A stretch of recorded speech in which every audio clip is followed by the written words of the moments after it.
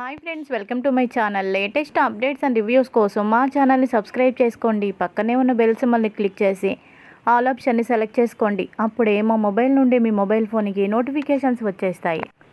మీనా ప్రభావతి మీద గట్టిగా అరుస్తుంది. ఆపండి అత్తయ్య గారు, వచ్చిన దగ్గర నుంచి ఒక్కరోజు కూడా నన్ను తిట్టకుండా లేరు. ప్రతిరోజు తిడుతూనే ఉన్నారు. ఒక్కరోజైనా తిట్లు వినకుండా ఉండాలని అనుకున్నాను, కానీ ఎవరో ఒకరు తిడుతూనే ఉంటారు. మీ అబ్బాయి లేదంటే మీరు వచ్చిన దగ్గర నుంచి తిట్లు వింటేను బ్రతుకుతున్నాను అని చాలా బాధపడుతూ అక్కడి నుంచి వెళ్ళిపోతుంది. ఏడుస్తూ తనకు తానుగా శిక్ష వేసుకోవాలనుకుంటుంది. ఇక గుడికి వెళ్ళి అంగప్రదక్షిణలు చేస్తూ ఉంటుంది. ఒళ్ళంతా నొప్పులు వస్తున్నా కూడా, రాళ్ళు గుచ్చుకుంటున్నా కూడా అలాగే ఏడుస్తూ ప్రదక్షిణలు చేస్తూ ఉంటుంది. ఇక ఈ విషయం తెలిసిన సుమతి పార్వతమ్మకి చెప్పడంతో, పార్వతమ్మ, నా బిడ్డకి ఎంత కష్టం వచ్చింది, ఎంత కష్టం రాకపోతే ఇలాంటి శిక్ష తను వేసుకుంటుంది. ఎదుటి వాళ్ళని బాధ పెట్టడం ఇష్టం లేక ఎప్పుడు తనకు తానే శిక్ష విధించుకోవడం మీనాకి అలవాటు.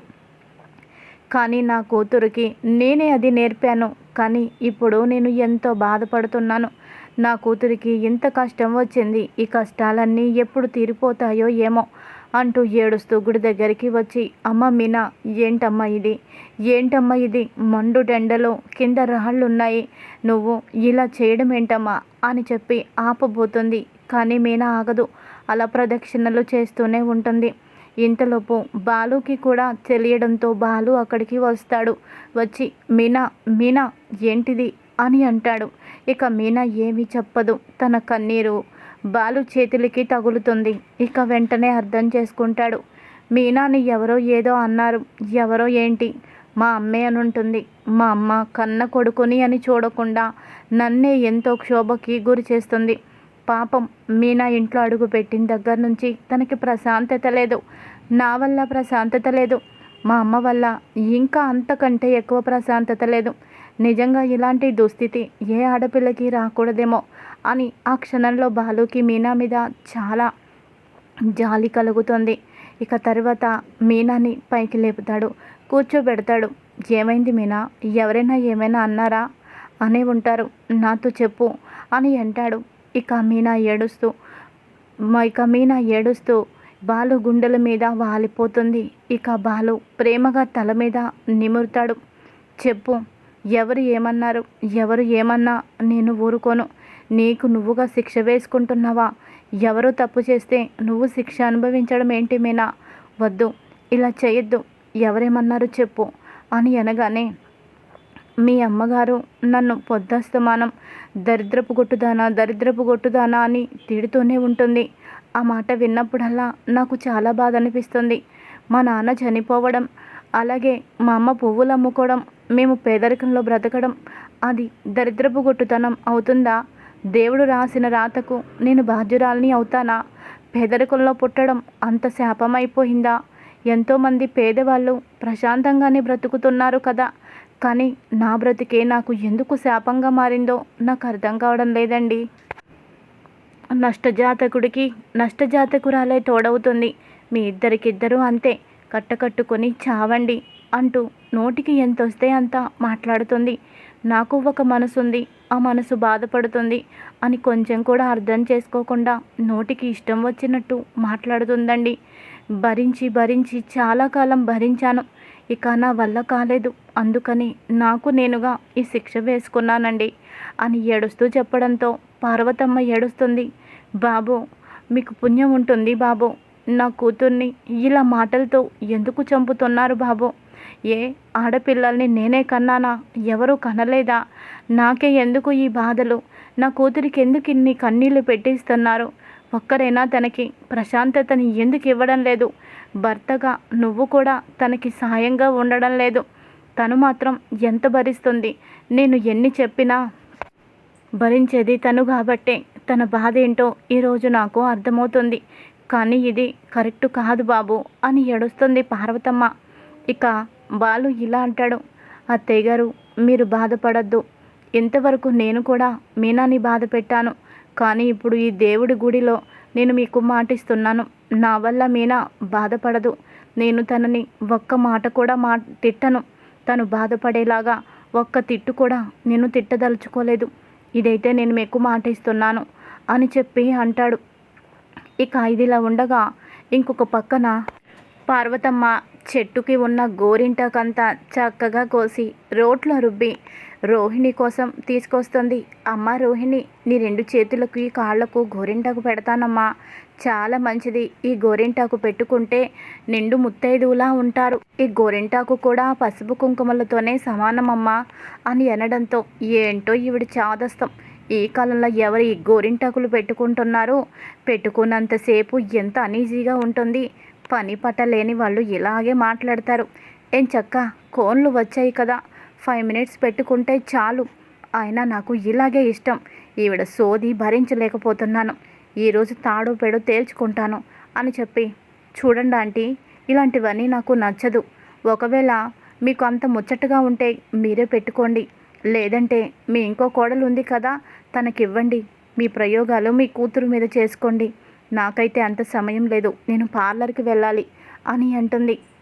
ఇక మనోజ్ వస్తాడు. ఏంటి రోహిణి అలా మాట్లాడుతున్నావు? అమ్మ నీకోసం ఎంతో కష్టపడి రోట్లు రుబ్బింది. తన చేతులు నొప్పిగా ఉన్నా కూడా అర్థం చేసుకోవేంటి అని అనగానే ప్రభావతి, పోనీలేరా వదిలే, తనకి ఇబ్బందిగా ఉందేమో. నా చేతులతో తనకి చక్కగా గోరింటాకు పెట్టాలనుకున్నాను. ఆ కాళ్ళకి గోరింటాకు పెట్టి మెట్లు పెట్టుకొని ఇంట్లో నడుస్తూ ఉంటే నా కోడల్ని చూసి మురిసిపోవాలనుకున్నాను. కానీ నాకు అదృష్టం లేదు అని అనగానే ఎంతలోపు రోహిణి, వామ్మో, ఇప్పుడు నేను కానీ ఉన్నదున్నట్టు మొహం మీద మాట్లాడితే రేపటి రోజున నా గత చరిత్రలో నాకు పెళ్ళయింది, ఓ బాబు కూడా ఉన్నాడు అన్న నిజం తెలిస్తే అస్సలు ఊరుకోదు. ఇప్పుడు తనకి నచ్చినవన్నీ నేను చేస్తే రేపటి రోజున నా తప్పు బయటపడ్డా నా కోసం రోహిణి ఎంతో చేసింది. తను చేసిన ఈ చిన్న తప్పు నేను క్షమించలేనా అంటూ నాకు ఎంతో సపోర్టుగా నిలబడుతుంది. మనోజ్కి కూడా గట్టిగానే బుద్ధి చెబుతుంది. ఏదో తన జీవితంలో అలా జరిగిపోయింది, దానికి పాపం అమ్మ ఏం చేస్తుంది అని చెప్పి నాకు సపోర్టుగా మాట్లాడుతుంది. కాబట్టి ఇప్పుడు అత్తయ్య గారు చెప్పినట్టే వినాలి అని చెప్పి, సారీ అత్తయ్య గారు, నాకు మీనా మీద కోపం ఉంది. తనతో జరిగిన గొడవే గుర్తొస్తుంది. తను వేలు చూపించి మాట్లాడింది. మీ అబ్బాయి బాలు కూడా మాట్లాడాడు. ఆ కోపంలో మిమ్మల్ని ఏదో అనేశాను. మీరేమీ మనసులో పెట్టుకోకండి అత్తయ్య గారు. మీ సంతోషం నేనెందుకు కాదంటాను. గోరింటాకు పెట్టండి అని అంటుంది. ఇక ప్రభావతి చిన్నపిల్లకు పెట్టినట్టు చేతులకి కాళ్ళకు గోరింటాకు పెడుతూ ఉంటుంది. అది చూసిన మౌనికకు ఒళ్ళి మండిపోతుంది. ఇదెక్కడ విడ్డూరం? అసలు ఇది సృష్టిలో ఒక ధర్మమే కాదు. తల్లి కూతుర్ని ప్రేమగా చూసుకొని కూతురికి అన్ని సంతోషాలు ఇస్తుంది, కానీ నన్ను పట్టించుకోదు. నేను ఏ ఒక్కటి నోరు తెరిచి అడిగినా కాదంటుంది. గోరింటాకు పెట్టమన్నా పెట్టదు, అసలేమీ చేయదు. కానీ కోడలికి ఇన్ని సపర్యలు చేయడం, తనని కూతురు కంటే ఎక్కువ గొప్పదానిలాగా చూసుకోవడం చూస్తుంటే నాకే అనుమానం వస్తుంది. నాకే చాలా షాకింగ్గా ఉంటుంది అనిక మౌనిక అనుకుంటుంది. ఒక్కసారి మా అమ్మని మరోసారి నేను టెస్ట్ చేస్తాను అని చెప్పి, అమ్మ నాకు కూడా కొంచెం ఇవ్వవా అని అడుగుతుంది. నీకా? ఎక్కడిదే? లేదు, వదినకే సరిపోలేదు అని అంటుంది. ఎప్పుడు ఇంతే నువ్వు, వదినా వదినా వదిన అంటూ వదిన జపం చేస్తావు. కనీసం నా గురించి పట్టించుకున్నావా అని అంటుంది. ఏంటే నోరు లేస్తుంది? నిన్నేమో ఆ పనికి మాలింది, ఆ పనికి మాలినవాడు, ఈరోజేమో నువ్వు. అందరూ కలిపి నా కోడలి మీద పడి ఎందుకు ఏడుస్తున్నారు? మీ బ్రతుకు మీరు ఏడవండి, మిమ్మల్ని చూసి మీరు బాధపడుకోండి. అంతేకాని నా కోడల్ని చూసి ఇలా మాట్లాడితే కూతురువని కూడా చూడను, పో లోపలికి అని గట్టిగా అరవడంతో మౌనిక లోపలికి వెళ్ళిపోతుంది. ఇంకా బాలు మీనా ఇద్దరు ఇంట్లోకి వస్తారు. ఇంట్లోకి వచ్చాక మీనా బాలుతో తన బాధంతా చెబుతుంది. తను ఎందుకు తనకు తానుగా శిక్ష వేసుకుందో కూడా మీనాతో చెప్పడంతో మీనా బాలు ఇద్దరు ఈ విషయం గురించి మాట్లాడుకుంటూ ఉండడంతో ఈ మాటలన్నీ కూడా ప్రభావతి వింటుంది. ప్రభావతి విని షాక్ అవుతుంది. ఏంటి, నేను తిట్టానని శిక్ష వేసుకోవడం ఏంటి? అలాంటి శిక్షలు ఏమైనా ఉంటే నాకు కదా వేయాలి, కానీ తనకు తాను వేసుకోవడం ఏంటి? ఇప్పుడు ఈ విషయం ఆ బాలుగాడికి చెప్పింది. వాడేమంటాడో, ఇంట్లో ఏం గొడవ చేస్తాడో ఏమో అర్థం కావడం లేదు అని అనుకుంటూ ఉంటుంది. ఇక తర్వాత మీనా చెప్పినవన్నీ విన్నాక బాలు తనతో ఇలా అంటాడు. చూడు మీనా, ఎవరు తప్పు చేస్తే దానికి నువ్వెందుకు శిక్ష వేసుకోవడం? అలా ఎప్పుడు వేసుకోవద్దు. ఆ శిక్ష ఎంత భయంకరంగా ఉంటుందో నాకంటే ఎవరికీ ఎక్కువ తెలీదు. ఆ బాధ నేను భరిస్తున్నాను. చేయని తప్పుకు ఇన్ని సంవత్సరాలుగా నేను కఠిన కారాగార శిక్ష విధి నేను భరిస్తున్నాను. నువ్వు కూడా ఇప్పుడు అలాగే చేస్తున్నావు. కానీ అలాంటి బాధ పగవాళ్ళకి కూడా వద్దు. ఎవరో తప్పు చేస్తే నీకెందుకు శిక్ష? నేను కూడా ఒకప్పుడు అలాగే చేశాను. ఇంచుమించు నువ్వు కూడా నాలాగే ఉన్నావు. వాళ్ళ కోసమే ఆలోచిస్తూ, వీళ్ళ కోసమే ఆలోచిస్తూ మనం చాలా కోల్పోతున్నాము. ఒకప్పుడు నేను కూడా మా అన్న చేసిన తప్పుని నా మీద వేసుకొని అమ్మ దగ్గర చాలా పెద్ద శిక్ష అనుభవిస్తున్నాను. ఇప్పుడు నువ్వు కూడా నీ అంతట నువ్వు శిక్ష వేసుకొని ఎంతో బాధపడుతున్నావు. ఇంకెప్పుడు అలా చేయొద్దు. మా అమ్మతో నీకు ఇంకా ఇబ్బందిగా ఉంది అనిపిస్తే నాతో ఒక్క మాట చెప్పు. ఇంట్లో నుంచి మనం వెళ్ళిపోదాం. ఎక్కడైనా వేరు కాపురం ఉందాము. అంతేకాని ఇంకా నువ్వు ఇలా బాధపడుతూ ఉంటే నేను చూస్తూ ఊరుకోను. ఎవరి కోసమో నువ్వు బాధపడుతూ ఉంటే నేను ఇక తట్టుకోలేను అని ఇక మీనాతో బాలు అనడంతో, లేదండి, మనం ఎక్కడికి వెళ్ళొద్దు, ఇక్కడే ఉందామండి అని అంటుంది. ఇక్కడే వద్దు.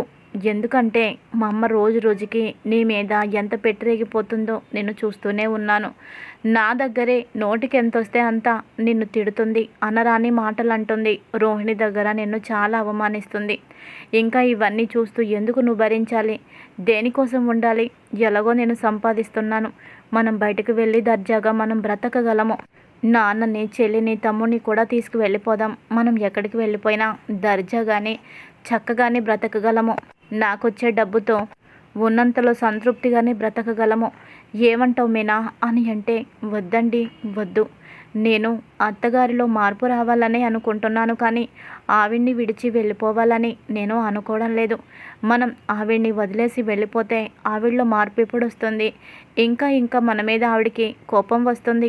నన్ను వదిలేసి వెళ్ళిపోయారు అని దూరం ఇంకా దూరం పెరుగుతుంది, కానీ ఆ దూరం దగ్గరవ్వదండి. మనకి కావాల్సిన వాళ్ళని మనం మార్చుకోవాలి అంటే వాళ్ళ దగ్గర ఉండే వాళ్ళని మార్చుకోవాలి. వీళ్ళు మారరు అని చెప్పి మనం వెళ్ళిపోతే వాళ్ళు ఇక ఎప్పటికీ మన వాళ్ళు కారండి అని అనడంతో మీనా మీద ఇంకా ఎక్కువ ప్రేమ పెరుగుతుంది బాలుకి. ఇక వెంటనే మీనాని దగ్గరికి తీసుకొని గట్టిగా హగ్ చేసుకుంటాడు. మీనా, నిజంగా నిన్ను చూస్తుంటే నాకు చాలా సంతోషంగా ఉంది. నీ మాటలు వింటుంటే నిజంగా నాకు చాలా సంబరంగా ఉంది.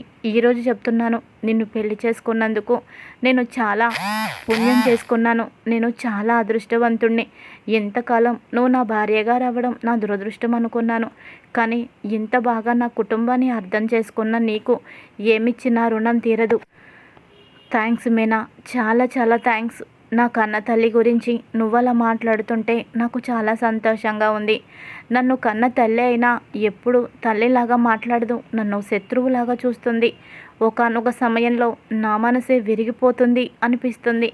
బయట అమ్మాయివైనా కోడలివైనా నువ్వు ఎన్ని మాటలన్నా పడుతున్నావే, కానీ నీ మనసు మాత్రం నువ్వు విరుచుకోలేదు. అందుకు నిజంగా నేను మెచ్చుకోకుండా ఉండలేకపోతున్నాను అని అంటాడు. ఇక మీనా కూడా బాలుని హక్ చేసుకుంటుంది. ఇద్దరు ఒకరికొకరు అర్థం చేసుకుంటారు. ఇదిలా ఉండగా ఇంకొక పక్కన సుశీలమ్మ ఇంటికి స్వామీజీ వస్తాడు. ఇక స్వామీజీతో సుశీలమ్మ ఇలా అంటుంది. స్వామీజీ, మీరు అంతకుముందు మా ఇంటికి వచ్చారు కదా, నా మనవడు మనవరాలు వాళ్ళ గురించి మీరు కొంచెం ఇబ్బందికరంగా చెప్పారు. అంటే వాళ్ళిద్దరి మధ్య దాంపత్య జీవితం మొదలవ్వకపోతే ఎవరికో ఒకరికి ప్రమాదం అన్నారు. నాకేమో భయంగా ఉంది. వాళ్ళిద్దరి మధ్య దాంపత్య జీవితం అయితే మొదలు కాలేదు. ముహూర్తాలు పెట్టేయించిన వాళ్ళైతే ఒకటి కాలేదు. ఎలాంటి అరిష్టాలు ఏమైనా జరుగుతాయేమోనని నాకు కంగారుగా ఉంది. పరిహారం ఏమైనా ఉంటే చెప్పండి అని అనడంతో, ఉండమ్మా, పరిహారం ఎందుకు లేదు, ఉంది. బోనాలు వస్తున్నాయి కదా, ఆ బోనాలలో నీ మనవరాలి చేత బోనం ఎత్తించి మనస్ఫూర్తిగా పూజ పూర్తి చేసి ఆ అమ్మవారికి బోనం సమర్పిస్తే చాలా వరకు కష్టాలు ఉండవు. ఇద్దరికి ఎలాంటి ప్రమాదాలు జరగవు. పైగా దాంపత్య జీవితం మొదలవ్వడానికి ఓ అడుగు ముందుకు కూడా పడుతుంది అని అనడంతో చాలా సంతోషపడుతుంది సుశీలమ్మ. చాలా మంచి మాట చెప్పారండి. నాకు చాలా సంతోషంగా ఉంది. ఖచ్చితంగా నా మనవరాలి చేత బోనం ఎత్తించి అమ్మవారికి ఇప్పిస్తాను అని అంటుంది. మంచిదమ్మా అని చెప్పి ఆ స్వామీజీ వెళ్ళిపోతాడు. వెళ్ళిపోయిన తర్వాత మీనా గురించే ఆలోచిస్తూ ఉంటుంది. ఏదైనా కోడలి చేత అత్త దగ్గరుండి ఆ పూజ ఈ పూజ ఆ వ్రతము ఈ వ్రతము అంటూ చేయిస్తూ ఉంటారు. కానీ అత్త ఉన్నా లేనట్టే అయిపోయింది. బ్రతికి ఉన్నా బ్రతికి లేని మనిషి జమ కింద అయిపోయింది ప్రభ. ఎప్పుడు మనోజ్ మనోజ్ అంటూ వాడి ఒక్కడి కోసమే ఎప్పుడు ప్రాకులాడుతూ ఉంటుంది. మిగతా వాళ్ళు ఎలా ఉన్నా తనకి పట్టి పట్టనట్టు ఉంటుంది. ఇలాంటి తల్లులు 1,00,00,000 మందిలో ఒకరు ఉంటారు అని అంటారు. ఆ 1,00,00,000 మందిలో ఒకరు ఈ ప్రభ ఏమో అనిపిస్తుంది. ఏమోలే, తను మీనా చేత బోనం అయితే ఎత్తిస్తుందో ఎత్తించదో నాకైతే తెలియదు. కానీ వాళ్ళని ఇక్కడికి రప్పిస్తాను. రప్పించి మీనా చేత బోనం ఇప్పిస్తాను. నా మనవరాలి చేత దగ్గరుండి ఈ పూజ నేను చేయిస్తాను. ఈ పూజ పూర్తయితే దాంపత్య జీవితానికి ఓ అడుగు ముందుకు పడుతుందని స్వామీజీ చెప్పారు కాబట్టే ముందు నేను ఆ పనిలోనే ఉంటాను అని చెప్పి ఇక వెంటనే ఫోన్ తీసి సత్యానికి ఫోన్ చేస్తుంది. ఒరే సత్యం, నా మనవడిని మనవరాల్ని మరోసారి ఇక్కడికి పంపించరా అని అంటే, అదేంటమ్మా, నువ్వు వెళ్ళి 2 రోజులు కూడా కాలేదు, మళ్ళీ వాళ్ళని పంపించమంటున్నావేంటి? ఏంటమ్మా, ఏంటి విషయం అని అనడంతో ఇక స్వామీజీ చెప్పిందంతా కూడా సత్యంతో చెబుతుంది సుశీలమ్మ. అది విన్న సత్యం సంతోషపడతాడు. సరేనమ్మా, వాళ్ళిద్దరిని నేను పంపిస్తాను. అలాగే పంపించడమే కాదు, నేను కూడా వస్తాను. ప్రభాని కూడా రమ్మని చెప్తాను. తను వచ్చినా రాకపోయినా నేను, మౌనిక, నీ మనవరాలు, నీ మనవడు అందరం కూడా అక్కడికి వస్తాము. సంతోషంగా మనం పండుగని జరుపుకుందాము. బాలు మీనా ఇద్దరు సంతోషంగా ఉంటారు అంటే అంతకంటే మనకి కావాల్సిందేముంది? రేపు బయలుదేరుతాము అని చెప్పి ఇక అంటాడు. సరేరా, ఇక్కడ కావాల్సిన ఏర్పాట్లన్నీ నేను చేస్తాను అని అంటుంది ఇక సుశీలమ్మ. ఇదిలా ఉండగా ఇంకొక పక్కన సత్యం ఫోన్లో మాట్లాడిన మాటలు ప్రభావతి వింటుంది. ఏంటి, మీ అమ్మగారు ఫోన్ చేశారా? ఆవిడికి ఏమీ తోయదు. పెద్ద వయసు అయిపోయింది, ఒక్కతే ఒంటరిగా ఉంటుంది. ఏమి తోయక మనుషులను అక్కడికి రప్పించుకుంటుంది. ఇక్కడేమో తిని ఖాళీగా ఉండలేక అక్కడికి వెళ్ళింది. ఇప్పుడేమో అక్కడికి వెళ్ళాక మిమ్మల్ని రమ్మంటుంది. ఇదే పని అయిపోయిందా ఏంటి? ఆవిడ్ని బస్టాండ్లకు తీసుకువెళ్ళడం, బస్ ఎక్కించడం, అక్కడ దిగడం, మళ్ళీ ఆవిడ్ని ఇక్కడికి తీసుకురావడం, మళ్ళీ మీరు బస్టాండ్కి వెళ్ళి మీరు బస్సులు ఎక్కడం, ఇదేనా సరిపోతుంది? ఇంట్లో కొత్త కోడలు ఒకటి ఉంది. తన చేత చేయించాల్సిన కొన్ని పూజలు ఉన్నాయి. వాటి గురించి ఆవిడికి ఎలాగో ఉండదు. తండ్రిగా మీకు లేకపోతే ఎలా కొడుకు జీవితం గురించి? ఆ ఊరు ఈ ఊరు అంటూ ఊర్లు పట్టుకు తిరుగుతానంటే కుదరదు. బోనం అంట బోనం. మీనా చేత బోనం కాదు, 100 బోనం గుండలు తల మీద పెట్టినా దాని బ్రతుకు మారదు. ఎందుకంటే దాన్ని కట్టుకున్నవాడు అలాంటి దౌర్భాగ్యుడు కాబట్టే ఎప్పటికీ దాని జీవితం మారదు. మారని వాటి గురించి మీరు ప్రాకులాడడం అనవసరం. వాటి గురించి పక్కన పెట్టి మనోజ్ గురించి, రోహిణి గురించి ఆలోచించండి అని అంటుంది ప్రభావతి. దేని గురించి ఆలోచించాలో, దేని గురించి పక్కన పెట్టాలో నాకంటే బాగా తెలిసిన వాళ్ళు ఈ ప్రపంచంలోనే ఎవరూ లేరు. ముందు వెళ్ళి నా బట్టలు సర్దు అని అంటాడు. అంటే ఏంటి అర్థం అని అనగానే, సరే నువ్వేమీ సర్దద్దులే అమ్మ మౌనిక, మనం రేపు ఊరెళ్తున్నాము. బట్టలు బ్యాగులు రెడీ చెయ్యమ్మా. అమ్మ మీనా, నువ్వు కూడా బట్టలు బ్యాగు సర్దమ్మా. ఓ 2-3 రోజులు మా అమ్మ వాళ్ళ ఇంటికి వెళ్ళి వద్దాము అని అనడంతో ప్రభావతి నోరు మూసుకుంటుంది. నేను చెప్పినా ఆయన పట్టించుకోలేదు అంటే నాకు విలువ పోయినట్టే లెక్క. ఆయనకి నా దగ్గర ఎంతో భయం ఉండేది. నా చేతులారా నేనే ఆ భయాన్ని తీసేసుకున్నానా? ఇప్పుడు నా మాటే లెక్క చేయనంతగా ఆయన మారిపోవడానికి నేనే కారణమా ఏంటి అని అనుకుంటూ ఉంటుంది. ఇది ఈరోజు ఎపిసోడ్. మరి తర్వాత ఏం జరుగుతుంది? మీనా బోనాన్ని అమ్మవారికి సమర్పించే సమయంలో మరి ప్రభావతి కానీ రోహిణి కానీ ఎలాంటి అవాంతరాలు ఎదురొచ్చేటట్టు చేస్తారు? బోనం సజావుగా సమర్పించేటట్టు చేస్తారా? మరి లేదంటే బోనాన్ని నీళ్ళపాలయ్యేటట్టు చేస్తారా? ఏం జరగబోతుంది రాబోయే ఎపిసోడ్లో తెలుసుకుందాం. Thanks for watching. Hi friends, welcome to my channel. Latest updates and reviews కోసం మా ఛానల్ని సబ్స్క్రైబ్ చేసుకోండి. పక్కనే ఉన్న బెల్ సింబల్ని క్లిక్ చేసి ఆల్ ఆప్షన్ని సెలెక్ట్ చేసుకోండి. అప్పుడే మా మొబైల్ నుండి మీ మొబైల్ ఫోన్కి నోటిఫికేషన్స్ వచ్చేస్తాయి. మీనా ప్రభావతి మీద గట్టిగా అరుస్తుంది. ఆపండి అత్తయ్య గారు, వచ్చిన దగ్గర నుంచి ఒక్కరోజు కూడా నన్ను తిట్టకుండా లేరు. ప్రతిరోజు తిడుతూనే ఉన్నారు.